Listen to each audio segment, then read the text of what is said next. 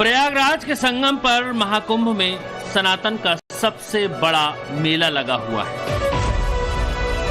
हिंदू धर्म और आस्था को चित्रित करते विचित्र चेहरों का समागम हो रहा है।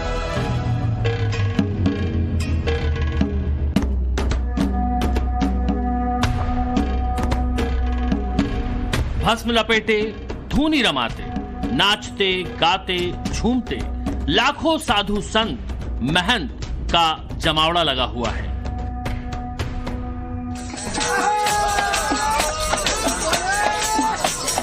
लेकिन लाखों साधु संतों और महंतों की इस भीड़ में कैमरे 34 साल के इस अल्हड़ बैरागी से हटने का नाम ही नहीं ले रहे। युग परिवर्तन हो रहा है ना अभी। काल चक्कर घूम रहा है ना। टिक टिक टिक टिक टिक। अलग सी बातें, अलग सा आकर्षण, बिल्कुल अलग तरह की जुम्बिश है उस चेहरे में। गोरा चिट्टा रंग, चौड़ा सा माथा, लंबे लंबे बाल, चेहरे पर दाढ़ी, गले और हाथों में मोटी मोटी कंठियों और रुद्राक्ष की माला। वैसे साधु संत महात्मा और महंत ऐसे ही होते हैं, सांसारिक माया मोह से अलग अपनी अलौकिक दुनिया में खोए हुए। फिर क्या बात है जो इस बैरागी को दूसरों से अलग खड़ा करती है? सच्चाई की खोज में आप निकले हैं। आपको लगता है कि वो सारी चीजें अभी आपको उसकी ज्ञान की प्राप्ति करनी है जो आपके अंदर जानने की कोशिश कर रहे हैं आप? नहीं, वो समझ तो लिया ही ना, जैसे महादेव तो साथ में ही रहते हैं। ईश्वर को प्राप्त करने में लोग सारा जीवन खपा देते हैं, लेकिन 3.5 साल की तपस्या में ही इस बैरागी ने महादेव को महसूस कर लिया, महादेव में मिल गया। आइए 34 साल की उम्र के इस बैरागी से आपका पूरा परिचय करवाते हैं। सांसारिक माया मोह से खुद का नाता तोड़ चुके जूना अखाड़े के इस साधु से आपका सीधा साक्षात्कार करवाते हैं। कुछ तस्वीरें देखिए, ये 3-4 साल पहले की तस्वीरें हैं। हंसती, मुस्कुराती, खिलखिलाती, दुनियादारी के साथ तारतम्य बिठाती इन तमाम तस्वीरों का सच ही इस बैरागी की तरफ हर किसी को बुला रहा है। यकीन करेंगे, ये बिंदास सा दिखाई देने वाला बंदा जो अब बाबा बन गया है, हरियाणा के झज्जर में मौजूद DH लॉरेंस स्कूल में कक्षा 12वीं का टॉपर रहा है। साल 2008 में इसने भारत की सबसे कठिन माने जाने वाली परीक्षा IIT JEE को क्रैक किया है। क्रैक ही नहीं किया, बल्कि देश में 731वीं रैंक लाकर ये साबित भी किया कि वो दिमागी स्तर पर बेस्ट है। इसी रैंक की बदौलत इसने सबसे प्रतिष्ठित माने जाने वाले बॉम्बे के Indian institute of technology college से एरोस्पेस में इंजीनियरिंग कंप्लीट की है। IIT सपना होता है करोड़ों बच्चों का और लाखों बच्चों के परिवार वालों का कि उनका बच्चा इस प्रतिष्ठित परीक्षा को पास करे और इंजीनियर बने। हरियाणा के झज्जर में सिसरौली जैसे छोटे से गांव वाले परिवेश से तो बॉम्बे के इंडियन इंस्टीट्यूट ऑफ टेक्नोलॉजी से एरोस्पेस में इंजीनियरिंग करना बड़ी नहीं बल्कि बहुत बड़ी बात है। कुछ तो ऐसे होंगे जिन्हें एरोस्पेस में इंजीनियरिंग क्या होती है ये तक मालूम नहीं होगा। अभय सिंह को भी नहीं मालूम था। 12वीं की पढ़ाई करते हुए उन्हें इसकी कोचिंग के बारे में पता चला, ड्रॉप लेकर दिल्ली आ गए और यहीं से IIT जैसे कठिन एग्जाम में सिलेक्ट भी हो गए। परिवार का इकलौता बेटा वो भी IIT में सिलेक्ट हो जाए, जाहिर है खुशियों का ठिकाना नहीं रहा होगा। लेकिन फिर ऐसा क्या हुआ जो ये IITian अभय सिंह जूना अखाड़े का साधु बन गया, बैरागी बन गया? नहीं, ये सन्यास की रानी ने ज्ञान की राह है, ज्ञान की राह पे चल पड़ा है। ज्ञान के लिए तप करना पड़ता है, तपस्या करनी पड़ती है, तो वो सही है। उसके लिए मतलब किसी भी ज्ञान के लिए करना पड़ता है। तुम किसी वही ऑक्सफोर्ड में बैठ के रिसर्च करोगे तो उसके लिए भी तप करना पड़ता है। एक बिजनेसमैन भी आप भी तप करिए और है ना, अपना काम कर रहे हो तब भी तो कर रहे हो। ज्ञान की खोज में निकला ये IITian जूना अखाड़े में धूनी रमा बैठा। विरक्ति ऐसी कि परिवार वालों से इसने बीते 6 महीनों से बात नहीं की, कोई संपर्क ना साध सके, इसीलिए फोन नंबर तक ब्लॉक कर रखा था। ये अभय सिंह के पिता है करण सिंह ग्रेवाल।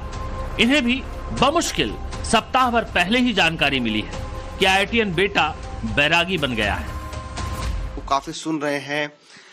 आपको कब पता लगा कि आपके जो बेटे हैं वो इतना चर्चित हो चुके हैं IIT बाबा के तौर पे? मैंने पहली बार वीडियो देखी 3-4 दिन पहले, उसके बाद में मालूम हुआ। तो जब सर आपने पहली बार जब वो वीडियो देखा तो आपका क्या रिएक्शन था आपका? मेरा रिएक्शन अपने बच्चे के प्रति तो ये तो नहीं था कि भाई वो घर जा कर के सन्यासी बने या बैरागी बने। पैदा होने से लेकर अब तक जिस अभय को पाल पोस कर बड़ा किया, पढ़ा लिखा कर काबिल बनाया, वो अबोध अभय मशानी गोरख बन गया। महाकुंभ में और महाकुंभ से इतर देश भर के लोगों को लुभाती ये फिल्मी कहानी पिता करण सिंह ग्रेवाल के कलेजे को फाड़ रही है। IITian बेटा बैरागी बन गया, भरी जवानी में सांसारिक मायामोह से विरक्ति की राह पर चल पड़ा तो एक पिता का दर्द छलक आया। 34 साल की उम्र है उसकी, IIT वैसे कर रहा है वो, तो उसके ऊपर प्रेशर तो डाल नहीं सकते। और कौन माँ बाप चाहेगा कि भाई आपका बालक जो है वो बैरागी बने, जो एक ही लड़का हो। क्या आप चाहते हैं कि वो वापस आ जाए फिर से? मैं तो चाहता हूँ कल ही आ जाए, और यदि कोई इस तरह के हालात हों तो मैं कोशिश तो करूंगा उससे मिलने की भी, ऐसी बात नहीं है। पापा कहते हैं कि जिद्दी है, जो ठान लेता है उसे पूरा करके ही मानता है। परिवार से दूर मुंबई में अभय सिंह की जिंदगी थोड़ी अलग हो गई। देश भर से आए IIT के छात्रों के साथ पढ़ाई शुरू हुई। किताबों का विज्ञान तो सुलझ रहा था, जिंदगी का विज्ञान उलझ रहा था। एरोस्पेस के जरिए अभय को ऐसे हवाई जहाज, हेलीकॉप्टर, सैटेलाइट, मिसाइल्स, ड्रोन और स्पेसक्राफ्ट बनाने थे जो स्पेस में उड़े तो तहलका मचा दें। लेकिन अभय ने विज्ञान की इस उड़ान को छोड़ अकेले ही उड़ान भर दी। वैराग्य का भाव कैसे जागा, इसके मूल में वो कौन सी वजह थी जिसने अभय को सांसारिक मायामोह से दूर कर दिया, वो भी तलाशेंगे। लेकिन जीवन को लेकर इस बंदे की फिलॉसफी समझिए। हाथों की उंगलियां देखिए आपने इसकी, जरा गौर करिए, लंबी लंबी उंगलियां। ऐसा कहा जाता है कि जो लोग फिलॉसफर होते हैं उनके हाथों की उंगलियां ऐसे ही लंबी लंबी होती हैं। ओशो यानी रजनीश के हाथों की उंगलियां भी ऐसी ही थी। जिंदगी को लेकर अभय सिंह का दर्शन यानी फिलॉसफी अलग है। जब अभय IIT की पढ़ाई कर रहे थे तभी ये फिलॉसफी के पन्ने पलटने और उलटने लगे थे। उम्र यही कोई 20-21 साल की रही होगी तब। वो तो IIT बॉम्बे में भी मैंने फिलोसफी वगैरह की कोशिश लिए, फिलोसफी ऑफ लाइफ, एपिस्टेमोलॉजी, ये सब पढ़ने के लिए, क्योंकि वो मीनिंग ऑफ लाइफ समझने के लिए ना, कि लाइफ का मतलब क्या है, ताकि मैं समझूं कि मुझे करना क्या है। मैं तो लोगों को यही समझाता हूँ कि तुमको जब गेम ही समझ में नहीं आया पूरा क्या है तो तुम खेल क्या रहे हो। IIT बॉम्बे में 4 साल पढ़ाई की, डिग्री भी लिया, लेकिन उसका सार समझ में नहीं आया। उत्तराखंड में IIT की इंटर्नशिप के दौरान 2 महीने तक फोटोग्राफी की, लिहाजा चित्रों की दुनिया में कदम रखा। विजुअलाइजेशन में डिग्री लेने का जुनून छा गया तो मास्टर इन डिजाइनिंग का कोर्स भी कर लिया। और इसके बाद अभय सिंह ने डिग्री लेने के बाद कोचिंग में फिजिक्स भी पढ़ा। लेकिन फिजिक्स और एरोस्पेस से अलग अब अभय फैशन इंडस्ट्री की फेमस मैगजीन वॉग और GQ के लिए काम करने लगा। फैशन फिल्मों और कई एड फिल्मों को भी IIT बाबा और अभय सिंह ने डायरेक्ट किया। फोटोग्राफी के चक्कर में अलग अलग जगहों पर घूमने को मिला, जीवन का थोड़ा दर्शन मिला तो टिक कर 2 साल इस इंडस्ट्री में बिता लिए। इस दौरान अभय ने सोशल मीडिया में कुछ पोस्ट भी शेयर किए, उन्हें देखिए।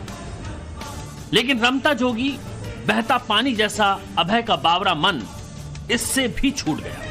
और जाने क्यों मन अब टूटने भी लगा, क्योंकि जीवन की खोज इसमें भी पूरी नहीं हो रही थी। संसार से जोड़े रखने के लिए ऊपर वाले ने भी खूब परीक्षा ली। अभी आगे तो करोड़ों के पैकेज वाली 7 समंदर पार एक नौकरी भी इस IITian का इंतजार कर रही थी। लेकिन उससे पहले 2017 में अभय सिंह डिप्रेशन का शिकार हो गया। कैसा था डिप्रेशन, इस एक उलझन भरी तस्वीर से समझिए जो खुद अभय ने बनाई है। डिप्रेशन के इस दौर में अभय सिंह अपने इंस्टाग्राम पर जिस तरह की पोस्ट अपलोड करता था उसमें भी साफ दिखाई देता था कि उसकी तलाश कुछ और है और वो सांसारिक मायामोह से व्यथित है, दुखी है, टूटा हुआ है। डिप्रेशन से बाहर निकलने के लिए IIT के दोस्तों का साथ मिला। दोस्तों की मदद से अभय सिंह ने कनाडा जाने के लिए आइलेट्स की परीक्षा दी और फाइनली परीक्षा पास करके वो कनाडा चला गया। इकलौते भाई की इकलौती बहन कनाडा में ही थी। मम्मी पापा थोड़ा निश्चिंत हुए। बंदे का दिमाग तो तेज था ही, लिहाजा कनाडा में इस आईआईटीएन ने शानदार जॉब भी हासिल कर ली। सैलरी भी तगड़ी थी। बताया जा रहा है कि करोड़ों के पैकेज में अभय ने 2 साल तक कनाडा में नौकरी की। लेकिन जिस अकेलेपन से जूझते हुए अभय कनाडा गया था, वो अकेलापन कनाडा की चकाचौंध हाई प्रोफाइल नौकरी भी दूर नहीं कर सकी। कोविड के दौर में अकेले कमरे में रहते हुए दार्शनिक जे कृष्णमूर्ति को अभय सिंह ने खूब पढ़ा और फिर खुद की तलाश कनाडा से जॉब छोड़कर 2021 में अभय सिंह स्वदेश लौट आए। घर आने के बाद फिर वही तनाव वाली जिंदगी। घर वाले भी परेशान, क्योंकि अब तक घर वालों को सही सही इस बात का एहसास नहीं था कि बेटे अभय के दिमाग में आखिर चल क्या रहा है। झुकाव था बचपन से? बचपन से तो नहीं था। कनाडा से आने के बाद मैं नेचुरोपैथी हॉस्पिटल है भिवानी, वहाँ ले गया था। तो मैंने वो डॉक्टर से पूछी थी, वहाँ योगा प्राणायाम आसन ये इस तरह की बातें सिखाते हैं। तो वो कहने लगे डॉक्टर साहब भाई इसका अध्यात्म की तरफ ज्यादा ध्यान है।